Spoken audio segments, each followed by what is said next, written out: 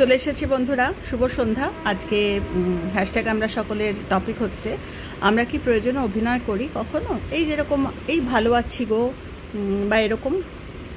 তো হ্যাঁ, নিশ্চয়ই করি, কেননা আমাদের জীবনটাই তো অভিনয়। তো বড় বড় লেখকদের কথায় বলতে হয় না যে জীবনের আমরা প্রত্যেক সময় এক একটা ড্রামা, মানে আমাদের লাইফটা কোনো সময় এক রকম জীবন নিয়ে এলাম, কোনো সময় আরেক রকম জীবন নিয়ে এলাম। তো যখন আমরা যে জীবনেই থাকি না কেন, যে ধর্মের থাকি না কেন বা যে লিঙ্গের থাকি না কেন, মহিলা পুরুষ বা যেরকমই হই না কেন, সেইটা মানে যেটাই আমি পেয়েছি সেইটা যেন আমি খুব ভালো করে অ্যাক্ট করি। সেই ঠাকুরের কথায় বলতে হয় অ্যাক্টও। তো শ্রী শ্রী রামকৃষ্ণ পরমহংসদেব এরকম অদ্ভুত অদ্ভুত উচ্চারণ করতেন, সেই অ্যাক্টও করি। আমার অ্যাক্ট বললেই আমার ওই ঠাকুরের কথাই মনে হয়। তো একদম সত্যি কথা, মানে যে আমাদের জীবনটাই তো কখনো কখনো না, আমাদের এই জীবনটাই পুরোটা অভিনয়। আমরা অভিনয় করছি, কারুর মা, কারুর মেয়ে, কারুর বন্ধু, কারুর দিদি, কারুর বোন।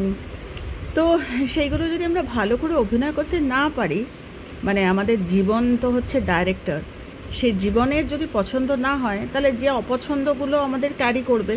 আর আমি সামনের বছরও, মানে সামনের জীবনেও, মানে সামনে যখন আবার নতুন চান্স পাবো বা নতুন জীবন আসবে তখন আমি ভালো রোল পাবো না। ওই পুরনো চেনা চেনা ভুলগুলো মনে পড়বে, জীবনের সাথে মিলিয়ে নেওয়া যায়।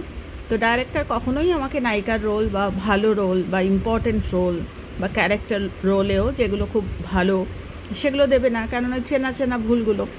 তার জন্য জীবনে অভিনয় আমাদের করতেই হয় এবং খুব ভালো করে অভিনয়টা করতে হয়। মানে সেই বলে না যে বেস্ট মেয়ে হতে হবে, বেস্ট মা হতে হবে, বেস্ট বউ হতে হবে, বেস্ট বোন হতে হবে, এরকম। তো আমরা তো সাধারণ মানুষ, আমরা বেস্ট হওয়া মানে আমরা ভাবি যে বোধহয় কিছু পছন্দ মতো কিছু দিতে পারলে বা ডিজায়ারেবল, আমার মা যেটা পছন্দ করে সেইটা করতে পারলে আমি বেস্ট মেয়ে। বা বন্ধু, মানে আরেকজন বন্ধুর যদি মন রেখে আমি চলতে পারি তাহলে আমি বেস্ট বন্ধু, তা নয়। বা আমার ভাইয়ের মন মতো যদি মন জুগিয়ে চলতে পারি তাহলে আমি বেস্ট বোন, একদম তা না।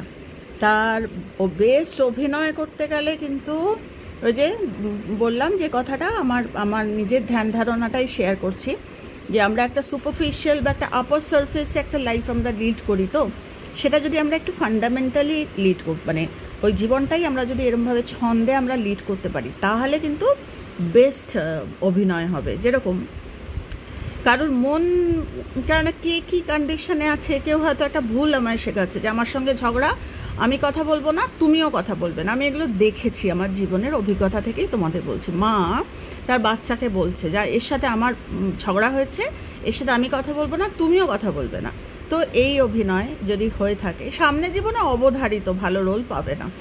তো সামনের জীবনে কেন, আমি সবসময় বলি না যে পরের দিনও, মানে পরের দিনের যে অভিনয়টা সেটাও ভালো করে আমরা করতে পারবো না। তো বেস্ট ভাই, বেস্ট বউ, বেস্ট মা এরকম যদি হতে হয় তাহলে আমাদের নিজেদের মানে লাইফটাকে একদম সুন্দর করে চলতে হবে। মানে ওই কজ, সুন্দর সুন্দর কজ করে, যে ভুলটা ভুল সেটা আমি করব না। তুমি যদি, অনেক সময় হয় আমরা বলতে পারি না, মায়ের মুখের ওপর বলবো না, তাহলে আমাদের ভিতরে সেই প্রার্থনাটা থাকবে। এখনকার বাচ্চারা কিন্তু প্রচণ্ড বুদ্ধি রাখে, এখনকার বাচ্চাদের আলাদা করে শিখিয়ে দিতে হয় না। আমাদের সময় আমাদের শেখাতে হতো, আমরা জানতামই না এইসব। কিন্তু এখনকার বাচ্চাদের না একটু যদি শিখিয়ে দেওয়া যায় ওরা পারবে। যে বাড়িতে হয়তো মা যেটা বলছে, আমি হয়তো তাকে ভালোবাসি, বা আমাকে মা বলছে যে না, তখন প্রার্থনা করো যে মা যেন বোঝেন। বা প্রার্থনা যেই করব না, সঙ্গে সঙ্গে না নিজের ভুলটাও, অনেক সময় হয় যে মা সত্যিই ঠিক বলছে যে এর সাথে মিশো না, এ না অনেক রকম ডাইমেনশনালে, মানে অনেক রকম ডাইমেনশন আছে না জীবনে। ভালো অভিনয় মানে আমাকে ভালোভাবে অ্যাক্টও করতে হবে, ভালো অ্যাক্ট করতে হবে। সেটা আমাকে ওই প্রার্থনা দিয়ে, প্রার্থনাই শুরু। প্রার্থনা মানে ওই দাও দাও ওরম প্রার্থনা না। প্রার্থনা মানে হচ্ছে সিদ্ধান্ত, যে আমি যেটা করব সেটা যেন একদম আমার জীবনের জন্য ঠিক ঠিক হয়, আমার অভিনয়টা যেন একদম ঠিক ঠিক হয়। তো সেটাই বলছি যে অনেক সময় হয় তো মা হয়তো বলছে আমার সেটা পছন্দের না, তখন প্রার্থনা করলে কি হয়, দুটো সাইডে হয়। একটা হচ্ছে যদি কোথাও কোনো মিসম্যাচ হয়ে থাকে, যে মা বুঝতে পারছে না, অথচ ভালো, এই মানুষটার সঙ্গে সম্পর্ক নষ্ট করার কোনো মানে হয় না। তখন হয় মা বুঝবে। আর যদি তোমার ক্ষেত্রে হয়ে থাকে যে তুমি সত্যিই ভুল করছো, তাহলে ওই প্রার্থনা তোমার জীবনেও আলো দেবে। তো ওটাই বলছি যে সব কিছুই মানে আমাকে চিন্তা ভাবনা করে করা, যে মা বলে দিল একটা কিছু করতে, সেটা আমি একটু প্রার্থনা করি বা একটু নিজের মনে চিন্তা করি যে আমি ঠিক করছি কি না, বা মা যেটা বলছে। এরকম আমার জীবনে অনেক ক্ষেত্রে হয়েছে যে আমাকে মানে স্ট্যান্ড নিতে হয়েছে যে এমন কিছু করব না যেটা আমারও ক্ষতি হবে, আমার মায়েরও ক্ষতি হয়ে যাবে।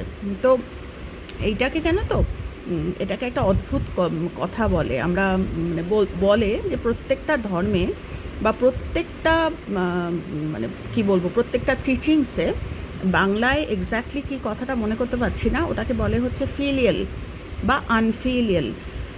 তো আমরা অ্যাকচুয়ালি না, প্রত্যেকটা ধর্মে বলে ফিলিয়াল, যে ভালো মানুষের প্রতি থ্যাঙ্কফুল হব, বা মানুষকে এইগুলো ছোটোবেলা থেকে এই অভিনয়গুলো আমরা শিখেছি, যে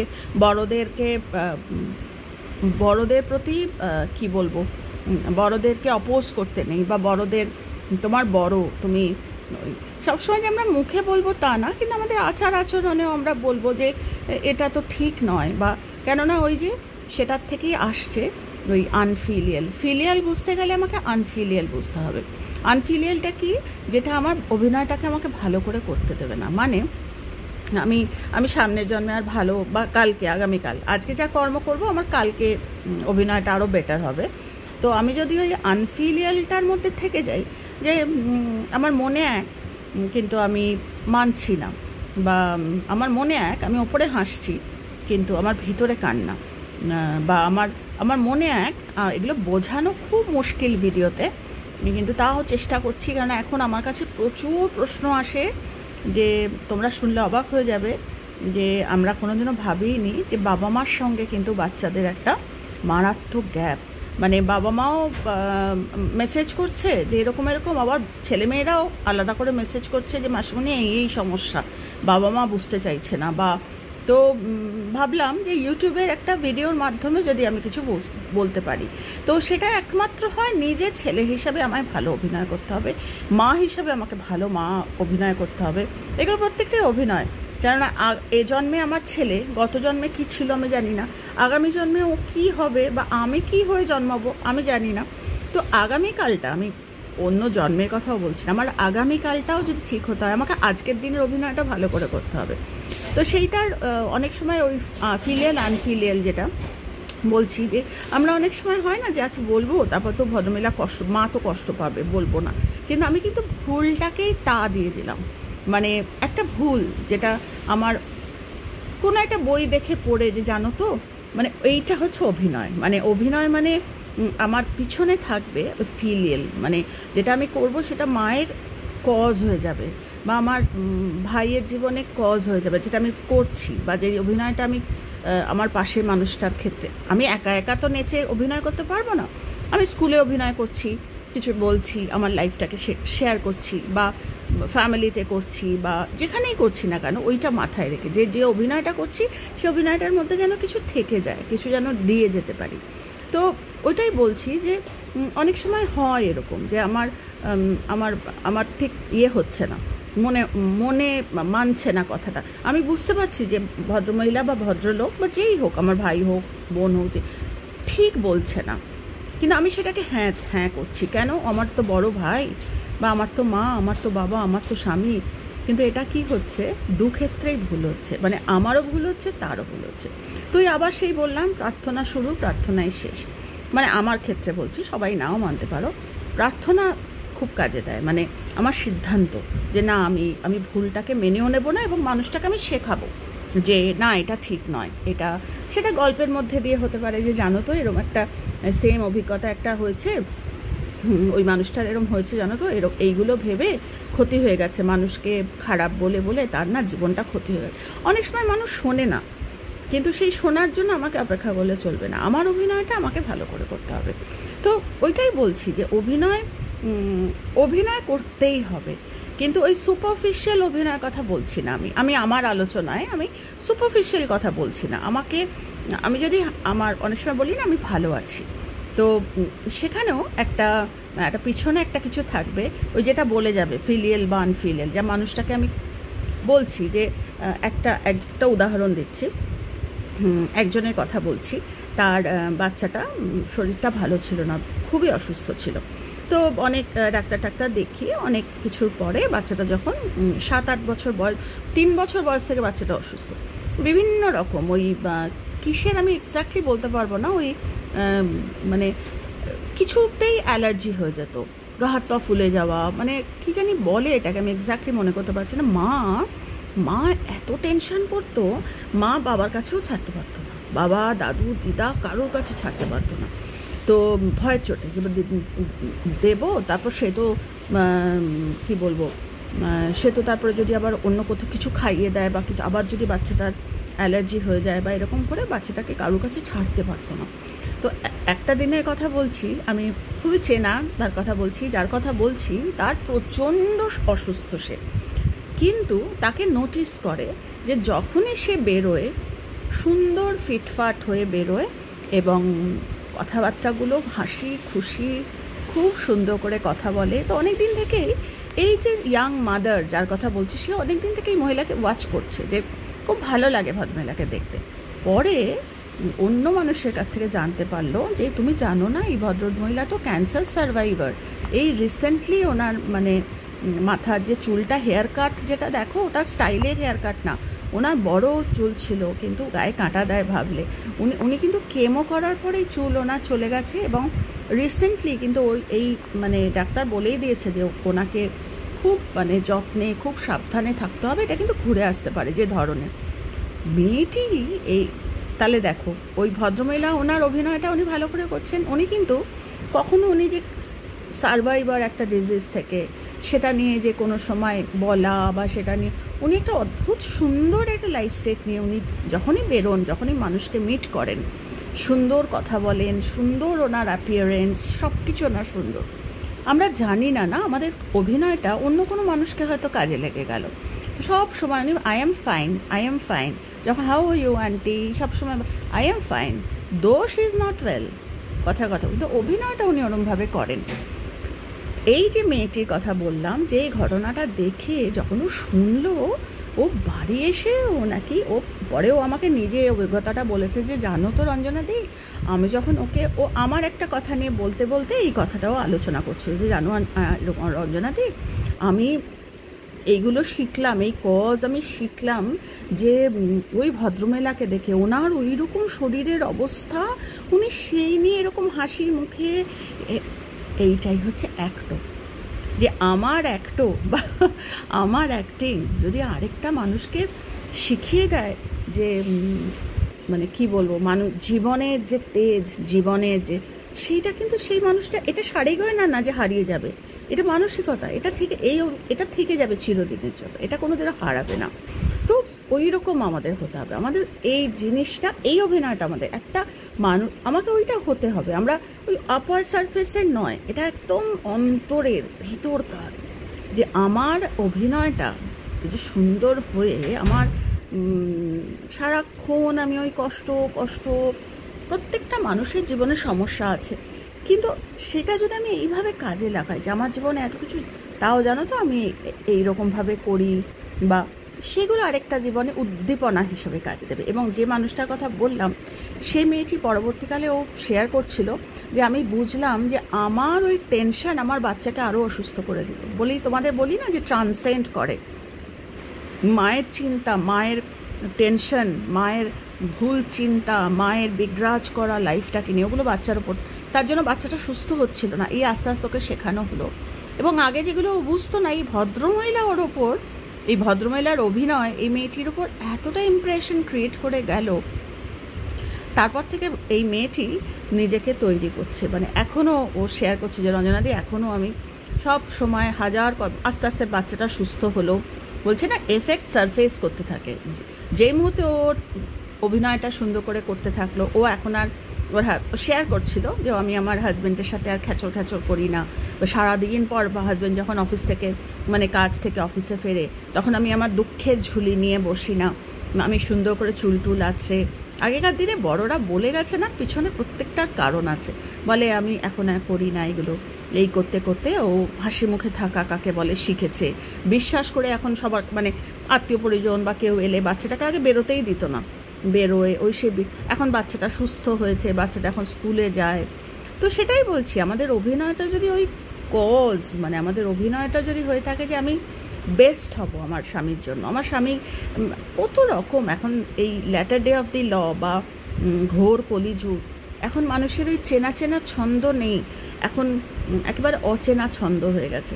তো একটা ঘটনা বলছি যে তবে হ্যাঁ, খুব চিন্তা ভাবনা করে আমি বলছি বলেই যে সবাই তোমরা করবে তা না। আমি একটা রিসেন্ট ঘটনা বলছি। তো আমার মানে বলছি মানে বেরিয়েছি কোথাও মানে কোথাও একটু বেরিয়েছি আমি তো কিছুদিন আগের কথাই বলছি। তো একটু সাজগোজ করা ছিল, মানে ভালো রকম সাজগোজ করে বেরিয়েছি। তো আমি বেশ কিছুক্ষণ ধরেই লক্ষ্য করছি, মেয়েদের বলে না একটা অন্যরকম ইনটিউশন কাজ করে। তো কিছু ইয়েতেই লক্ষ্য করছি যে 3-4 জন মাঝবয়সী নয়, আমি মাঝবয়সী বলছি কারণ আমি তো বুড়ি, মানে আমার তো প্রচুর বয়স। আমি যাদের কথা বলছি তাদের কত বয়স হবে, 40-42 বছরের, এরা যুবক নয়, মাঝবয়সী বলা যায়। তো তারা যেখানে আমরা গ্যাদারিংটায় গেছি তারা নোটিস করছে, মানে খুবই মানে বেশ কথাবার্তা মানে আলোচনা করছে। তো আমাকে ইঙ্গিত করে, মানে বোঝা যায় না একটা মানুষ যখন তাকিয়ে থাকে বা একটা মানুষ যখন বিভিন্ন কারণে হয় না, মানুষের হয়তো সাজগোজটা আমার হয়তো একটু বেশি হয়ে গেছিলো, বা আমি যদিও খুব সাটেল সাজি, তো অনেক সময় অনেক কারণে হয়। তো আমি না তাকাতেই পারছি না, যতবার ওদের দিকে আমি এ ধরনের শেয়ার করি, কেননা যদি মানুষের কাজে লাগে বা যদি মানুষ কিছুটা কানেক্ট করতে পারে, তো বারবার না যতবার আমি ওদের, আর যেখানে চোখ না যাওয়ার সেখানে আমাদের চোখ বারবার যায়।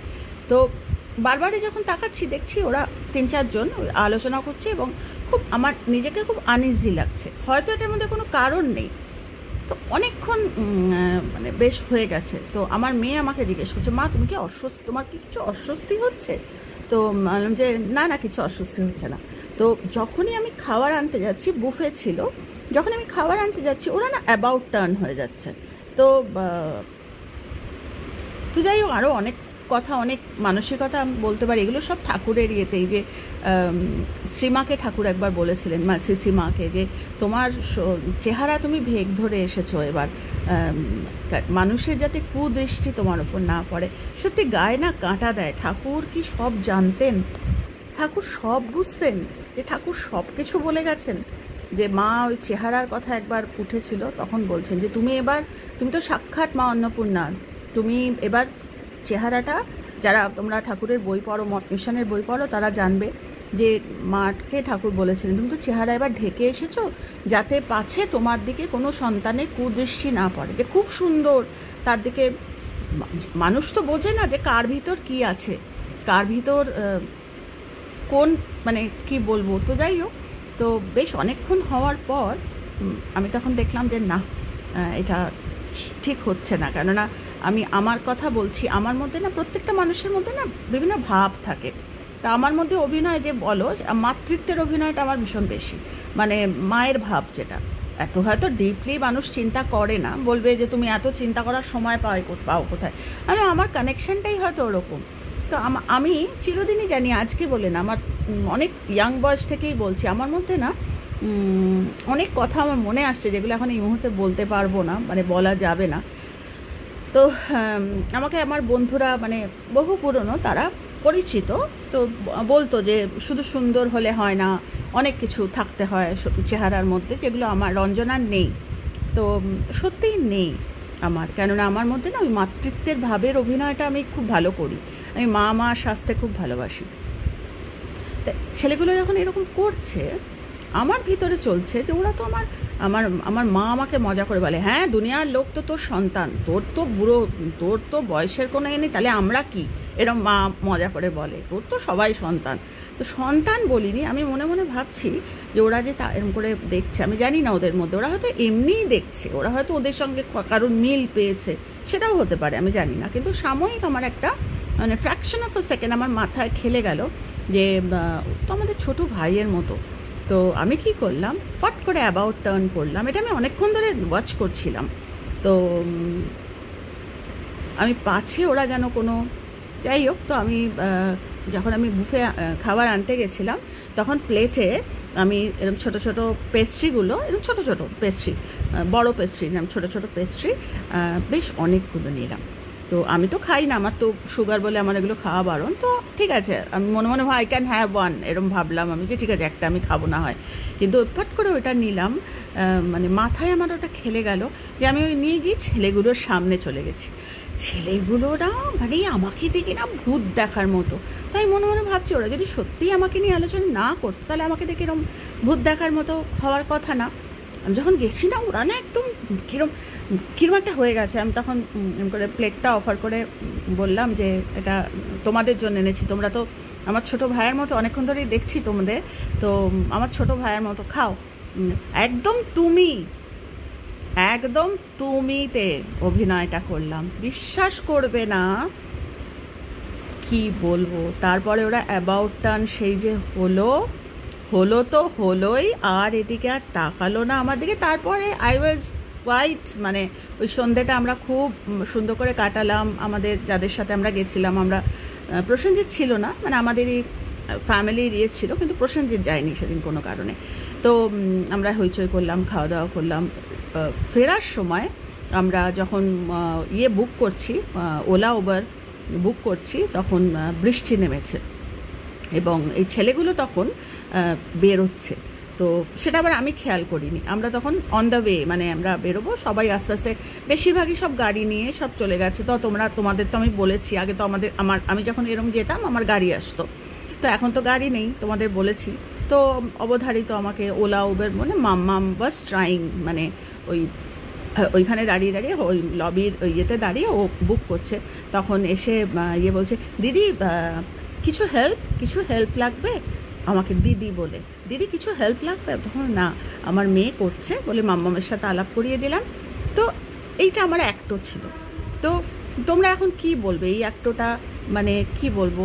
তো এই ঘটনাটা আমার মনে হয় ওদেরও হয়তো মাথায় থাকবে যে কাউকে নিয়ে আলোচনা করা বা কাউকে নিয়ে, মানে আমি কি বলতে চাইছি যে অভিনয়টা শুড বি একদম কোর ফ্রম মাই লাইফ, যে আমি যখন অভিনয়টা করব বা আমি বেস্ট দিদি হব, বা আমি যখন কাউকে বলবো আমি তো তোর মার মতো, তখন যেন অভিনয়টা একদম সত্যিই মার, মানে বলে দিলাম ওরম না, আমি যেন বেশ সুন্দর করে বলে না সন্দেশ, আমি যেমন সন্দেশ রসগোল্লা খুব ভালো বানাই, যখন আমি সন্দেশ মাখি না নিজের হাত দিয়ে, তখন আমি ভাবি আমাদের চরিত্রগুলো না সন্দেশের মতো হতে হয়।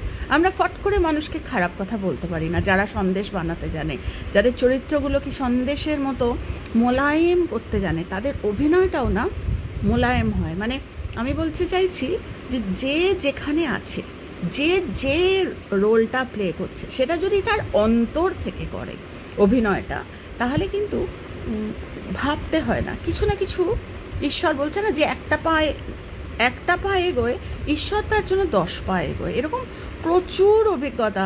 আরেকটা তোমাদের অভিজ্ঞতা বলছি,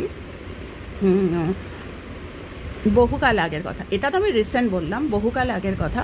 তখন আমরা আমি জানি না আমাদের গুয়াহাটি থেকে ট্রেনটা কি ট্রেন তাও মনে করতে পারবো না, তখন আমি আসাম থাকি। তো ডিব্রুগড় থেকে আমরা গুয়াহাটি আসি, এবার গুয়াহাটি থেকে আমাদের কোন একটা ট্রেনে আমরা, তো সেই গুয়াহাটির যে ট্রেনটা মোস্ট প্রবাবলি নাগাল্যান্ড বা ডিমাপুর, আমার এখন মনে নেই, বহুকাল আগের কথা, তো ওরকম একটা দিয়ে যায়। তো ট্রেনটা মাঝপথে গেছিলো খারাপ হয়ে, দিয়ে এবার মাঝপথে না মানুষ উঠেছে, এবার মানুষ উঠে ওদের কিন্তু রিজার্ভেশন বা এরকম কিছু, এটা বহুকাল আগের কথা বলছি, এখনকার মতো সিস্টেমও ছিল না। তো যখন ট্রেনটা খারাপ হয়েছিল বিকেল এবং সন্ধ্যে যখন ট্রেন ছাড়লো, তখন ওই করিডরটায় না প্রচুর এক্সট্রা মানুষ উঠে গেছিলো রিজার্ভ কামরায়। এবং মানে তোমাদের বলছি, আর আমি যেন মনে করছি দেখতে পাচ্ছি, এরকম মনে পড়ে। আমি আর আমার মা, আমরা আসাম থেকে, মা আমাকে সেবার কলকাতায় নিয়ে যাচ্ছে কদিনের জন্য। আমার মামা শ্বশুর আসবেন বিদেশ থেকে, তারপর কার একটা বিয়ে ছিল, তো প্রসেনজিৎ বলেছিল যে যাও ঘুরে এসো। তো ফেরার সময় আমার শ্বশুরমশাই গিয়েছিলেন, আমরা একসাথে ফিরেছিলাম। তো যাই হোক, এরকম দিয়ে আবার আমরা যখন সন্ধে যখন হয়, তখন ট্রেনটা রওনা, আমার তখন ওয়াশরুম একটু যাব আমি। তো মাকে বললাম, তখন মা আমাকে বললো যে না এখন যেও না, একটু পরে যেও। তো মা বোধহয় ভেবেছে যে জায়গাটা খালি হয়ে যাবে, নেমে যায়নি। তো আমি কতক্ষণ বসে থাকবো, আমার ওয়াশরুমে যেতেই হবে। কিন্তু মা খুব টেনশানে পড়েছে। তো ট্রেনটা পাই করে দৌড়চ্ছে, একেবারে মারাত্মক স্পিড, মানে অনেকটা টাইম হয়েছে, ট্রেনটা বেশ শাঁ করে দৌড়চ্ছে। আর মাঝপথে ওরকম এই লোক যাদের কথা বলছি তাদের বিশাল চেহারা, মানে বেশ সুন্দর চেহারা, মোটা গোঁপ, মানে জানি না এরা কারা, কোথা থেকে উঠলো বা কি। তারা ওই রিজার্ভ সিটেই বসে, এইখানে বসে পা দিয়েছে অন্য একটা সিটে, মানে ওই যে মাঝখান দিয়ে যে রাস্তাটা, মানে এদিকেও সিট, আবার এদিকেও তো একটা করে সিট থাকে, এদিকে বসে ওদিকে পা দিয়েছে, মানে রাস্তাটা আটকানো। তো যাই হোক, তারপরে মা অনেকক্ষণ ধরে চেষ্টা করছে যে ওরা যদি একটু সরে যায় বা কিছু, কেন ওদের সাথে প্রথম কথা হিন্দিতে কথা বলছে, বলার দেখতে না সেই রকম গুন্ডা, আর আমি তো আর পারছি না। তারপর আমি মাকে বললাম যে মা এরপর তো রাত হবে, এ হবে, কী করবো তখন। তো যাই হোক, অনেককাল আগের কথা বলছি, তখন জীবনটা অন্যরকম ছিল। আমি সুন্দর গেলাম, গিয়ে ভাইয়া থোড়া জায়গা দিয়ে দিজিয়ে থোড়া, তো সুন্দর করে না কথা বললাম। মা মানে ভাবতেই পারছি না ওদের সাথে কথা বলবো, মানে মা এতটাই ভয় পেয়েছে ওদের সাথে কথা বলা, মানে না এরকম কথা। মা অপেক্ষা করছে কতক্ষণে ওরা নিজেদের থেকে বেরিয়ে যাবে বা অন্য জায়গায় নেমে পড়বে, কেননা ওরা তো রিজার্ভেশন কামরায় উঠেছে। মা ভাবছে ওরা নেমে যাবে, ওরা তো নামছে না, 8টা 8:30 বেজে গেল। কতক্ষণ আমি এভাবে গেলাম, থোড়া জায়গা দিয়ে দিজিয়ে ভাইয়া, থোড়া ওয়াশরুম জানায়। তুই বিশ্বাস করো, জায়গা দিয়ে দিল সুন্দর, কোনো মানে কিচ্ছু নেই, সুন্দর গেলাম, মুখ টুক ধুলাম। আমি যে ওখানে দাঁড়িয়ে মুখ ধুলাম, তার জন্য আমি আয়না দিয়ে দেখা যাচ্ছে পিছনটা, তার জন্য যে ওরা দেখছে বা কিচ্ছু না। আমরা অনেক সময় ভাবি, আমরা অনেক সময় ভয় পাই। তো ওই প্রথম স্টেপটা অভিনয় তো করলাম, আমার ভিতরে কি একদম ভয় ছিল না? আমার ভিতরেও ভয় ছিল, কিন্তু ট্রেনের আলোগুলো ডিম আলো, ওরম সব তাগড়া চেহারা। তো পেছনে দেখছিলাম যে না ওরা তাকাচ্ছেও না, মানে আমাদের দিকে কোনো তাকানোর কোনো কিছুই না, ওদের ওরকমই প্রেজেন্সটা। আমি সুন্দর যখন আবার গেলাম, ওরা আবার পা সরিয়ে দিল, আমরা সুন্দর চলে গেলাম, মানে আমি সুন্দর চলে গেলাম। তো সেটাই বলছি, এরকম অভিনয় বাইরেও প্রচুর করতে হয়, যাতে মানে কি বলবো, মানে নিজের অভিনয়টা, আমি বলতে চাইছি যে সব সময় যে অভিনয় একদম সুপারফিশিয়াল হয় তা না। অভিনয়টা ওই মানে ভিতরটা ভেবে যে আমি এটাই করতে পারি বা আমাকে এটাই মানায়। তো এটাই বললাম তোমাদেরকে আজকে, যে হ্যাঁ আমরা অভিনয় করি, কেননা আবার সেই টপিকে এসে বলছি যে আমাদের অভিনয় তো করতেই আসা। যে যত সুন্দর, কেউ বিরক্ত হয়ে অভিনয় করে কাটালো, তো সে কখনোই আর সুন্দর রোল পাওয়ার, আজকে বড় বড় মানুষরা কত ভালো ভালো রোল প্লে করছে, আমি তাই ভাবি আমাদের আরও ভালো অভিনয় শিখতে হবে, যাতে আমরা, কিন্তু অভিনয় ভাবলেই লোকে ভাবে বোধহয় দেখানো বা তা না। সেটাই আমি বলতে চাইলাম, যে আমাদের ঠাকুর যেটা বলেছিলেন যে এই অভিনয়ের মাধ্যমে লোক শিক্ষে হয়, তো এটা ঠাকুরের কথা। তো আমি এইটা দিয়ে এই নোটেই শেষ করছি, যে অভিনয়টা এমন হবে যে আমার অভিনয় যেন মানুষকে কিছু ছুঁয়ে যায়, তবে গিয়ে লোক শিক্ষে হবে, না হলে লোক শিক্ষে হবে না। তো একটু আমি এমন করেই করব, যেটা আমার অভিনয়টা যে যেন মানুষকে কিছু শিখিয়ে যায়, বা মানুষকে এটা বলে যায় যে একটা সে তো মা নয়, সে আবার মা হবে কি করে, সে কি করে সবার মা হয়, ধর এগুলো দেখানো কথা, সেটা যেন সে বলতে স্পর্ধা না পায়, দেখে যে না সত্যি তো এ তো মায়ের মতো ভালোবাসে। সিসিমা যেরকম বলেছিলেন যে তোরা আমাকে কখনো, মানে সত্যি গায়ে কাঁটা দেয়, যে তোরা আমাকে মানে অন্য মা ভাববি না, একদম নিজের মা ভাববি। তো সেটাই বলছি, যে আমাদের জীবনটাও যেন ওই রকম হয়, যেটা বলবো সেটা যেন স্ট্যাম্প করে বলতে পারি, মানে ওই যেটা অভিনয় করবো সেটা যেন স্ট্যাম্প করা, সেটার মধ্যে যেন কোনো প্যাসিভ না থাকে, সেটা যেন একদম মানে কি বলবো, ছুঁয়ে যাওয়া যাকে বলে। তো যাই হোক, আজকে এই নোটেই শেষ করলাম। তো খুব ভালো থেকো তোমরা সবাই, আর যে যেখানে আছো ভালো করে অভিনয়টা করো, সুন্দর করে অভিনয় করো, হাসি খুশি থেকে অভিনয় করো। আর সেই অভিনয়টা সুপারফিশিয়াল যেন না হয়, সেই অভিনয়টা যেন একদম অন্তর থেকে হয়। যে অভিনয়টা যদি বা আমি অভিনয় করছি কিন্তু মনে হবে যেন একদম রিয়েল, কেননা আমি তো রিয়েল করছি আমার মনের ভিতর থেকে, কারণ আমার ভিতরে ওইটা আছে যে আমি যেন আবার আরও ভালো অভিনয়টা করতে পারি, আমার কর্মটা যেন আমাকে ওই ভালো অভিনয়ের দিকে নিয়ে যেতে পারে। তো এইটুকুই বললাম, খুব ভালো থেকো আর খুব ভালো অভিনয়টা তোমরা করো, আর কজে থেকো, কজ করাটাই হচ্ছে অভিনয়। চলো, টাটা।